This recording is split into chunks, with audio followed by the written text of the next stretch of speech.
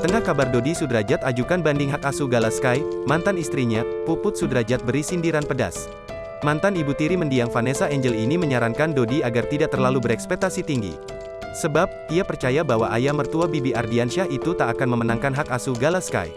Jangan mimpi memenangkan banding, kata Puput Sudrajat dikutip dari Instagram Story, Rabu, tanggal 11 Mei tahun 2022. Rupanya, keyakinan Puput itu didasari atas pengalamannya selama menjadi istri Dodi Sudrajat.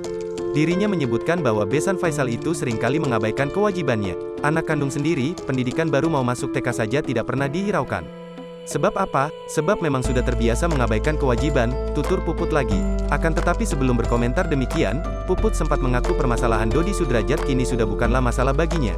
Dirinya hanya menjawab lantaran ia merasa terus diserang oleh netizen terkait dengan tanggapannya perihal pengajuan banding yang akan dilakukan oleh kakek Galaskai itu.